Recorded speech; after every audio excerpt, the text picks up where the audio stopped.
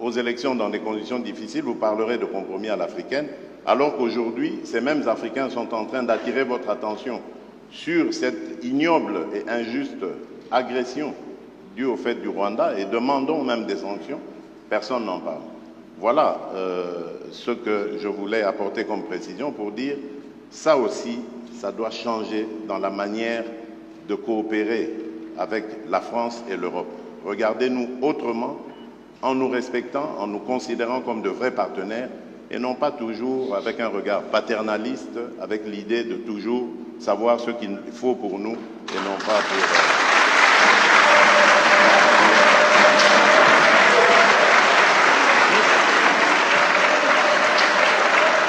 Voilà, merci. Je pense que le président Macron a une réaction. Malgré les vivas, si le président Tshisekedi m'y autorise, je voudrais apporter un commentaire au commentaire. Je m'explique. D'abord, je pense que c'est très bien parce qu'on lève beaucoup de malentendus à travers ce jeu de ping-pong. D'abord, je veux que vous sachiez que quand il y a des problèmes électoraux aux États-Unis d'Amérique ou en France, la presse française en parle. Elle les dénonce, elle l'explique, elle s'en saisit et elle en parle de manière aussi intraitable qu'elle le fait quand elle parle de vous. Donc il n'y a pas de double standard. Ce qui serait inquiétant, c'est si la presse française n'en parlait pas pour vous, mais elle en parle aussi pour nous. Mais pas de compromis. Non, mais elle parle de tout, elle parle de malversation quand il y en a.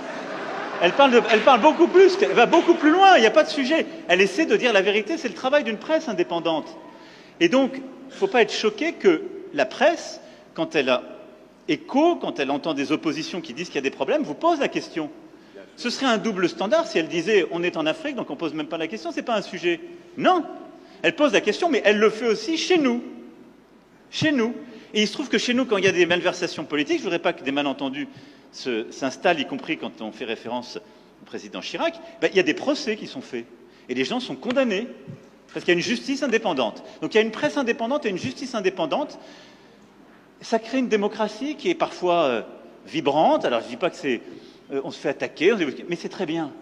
Ça permet les alternances démocratiques et ça permet de bâtir par cette maïotique une vérité. Ça, c'est la première chose. Ne croyez pas qu'il y a un double standard, ça n'est pas vrai.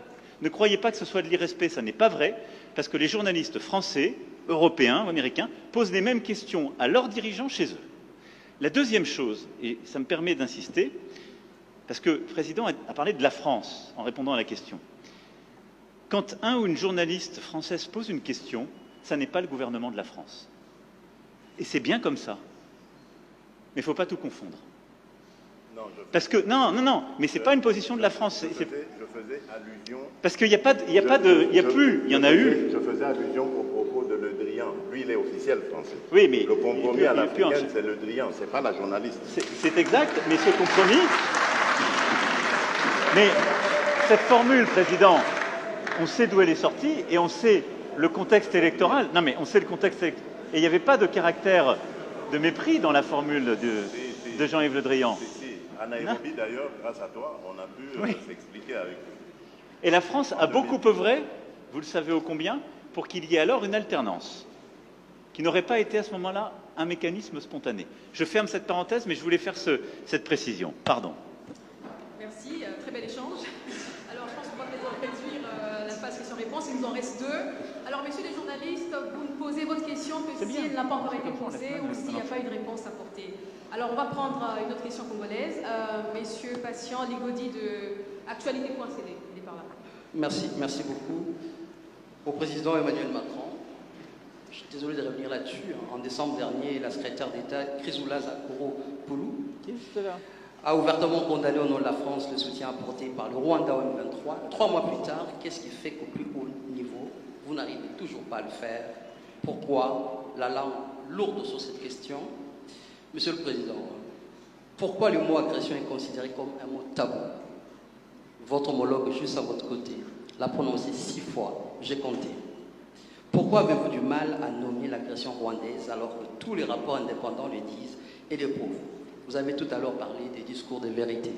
Alors le peuple congolais voudrait également entendre cette vérité de votre bouche, l'agression rwandaise. Au président Tshisekedi, Excellence, N'avez-vous pas l'impression d'être pris au piège par l'EAC et à tous ces processus? Trois calendriers de retrait. Toujours rien. Comment sortir de ces pièges alors que le mandat offensif de la force régionale est bien clair? Merci. Je commence peut-être, j'en ai 32.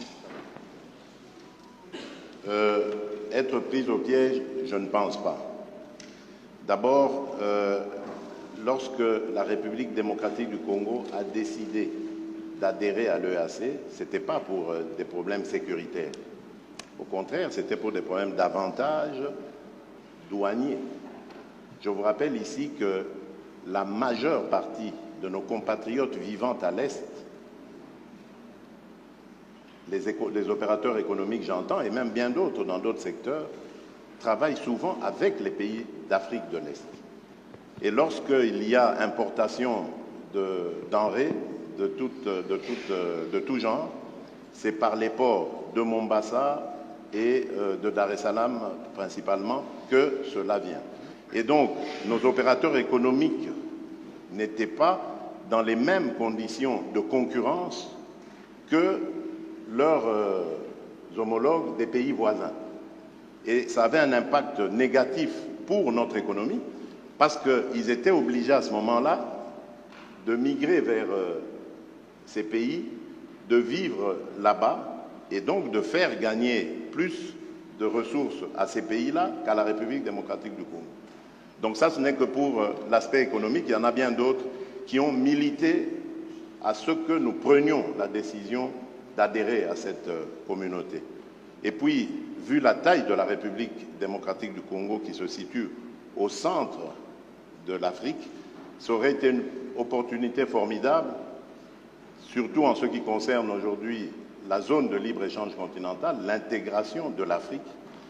Ça aurait été une opportunité formidable d'adhérer, et ça l'est, c'est une opportunité formidable parce que ça nous permet d'être au cœur de tous ces échanges entre l'océan Indien et l'océan Pacifique.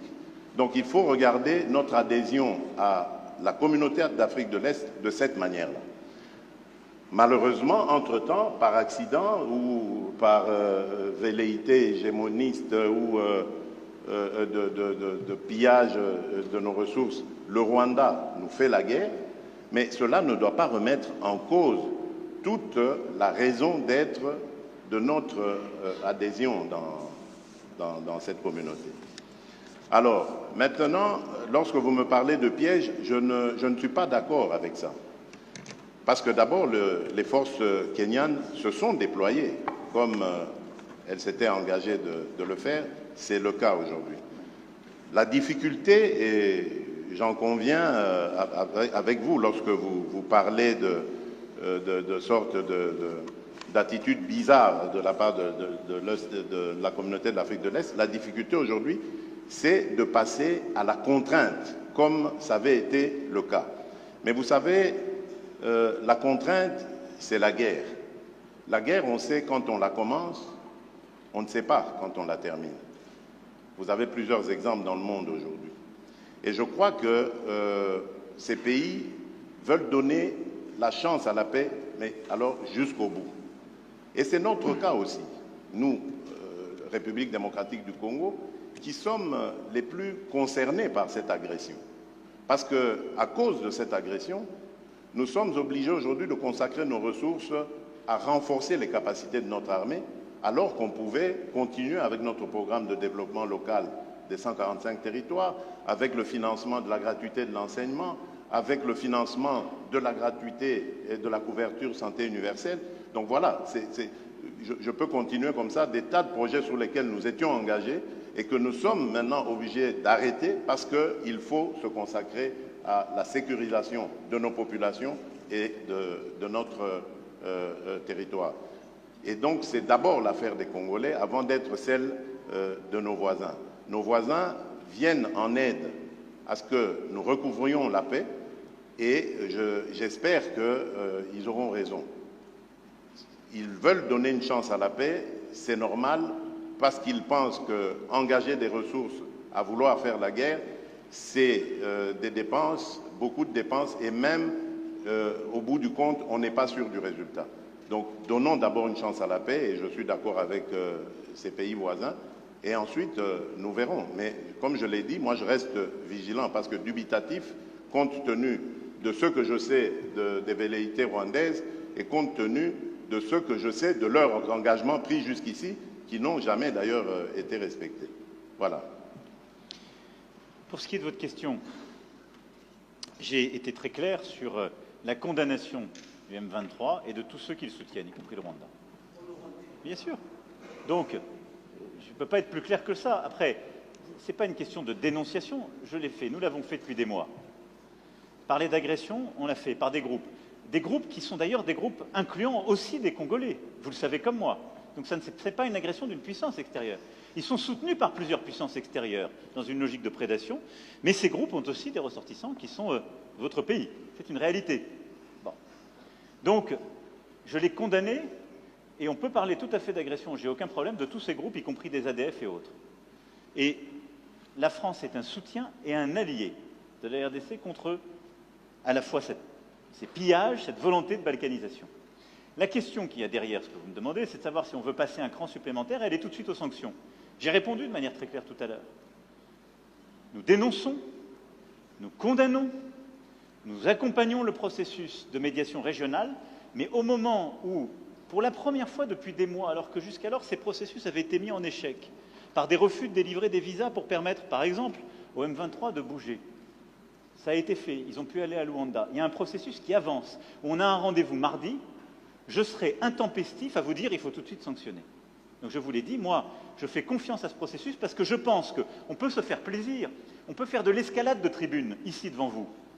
Mais demain, c'est quoi l'alternative au plan de paix régional? C'est la guerre. Est-ce que je souhaite la guerre pour vous? Non. Donc je souhaite défendre ce plan de paix régional qui me paraît sérieux, crédible et qui engage toutes les forces de la région. Parce que je n'ai pas trouvé de solution plus intelligente et plus crédible.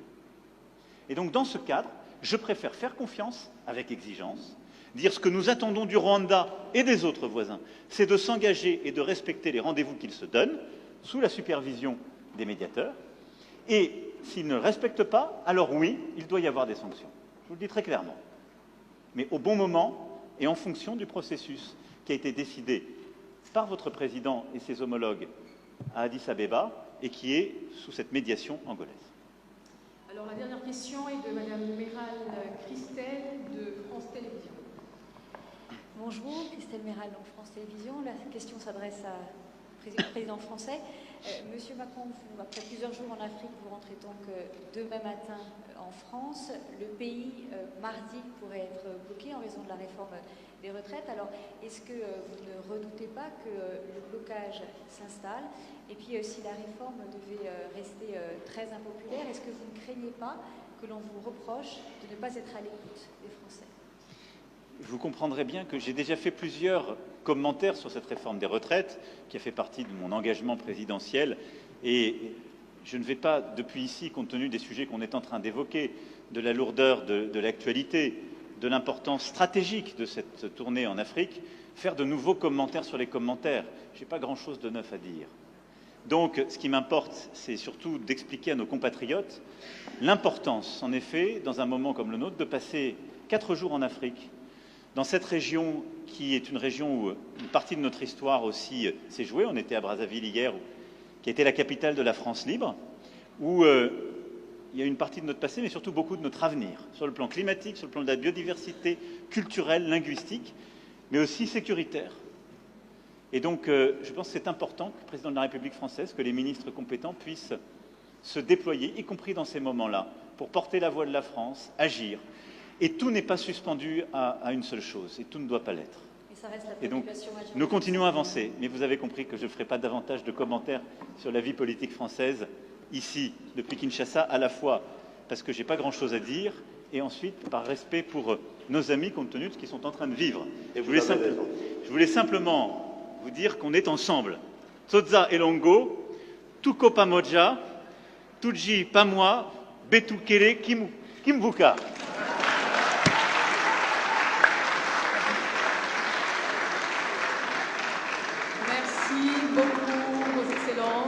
Président de la RDC de la France. Vous êtes prêts à ce jeu de questions-réponses. Merci à tous. Restez assis, s'il vous plaît.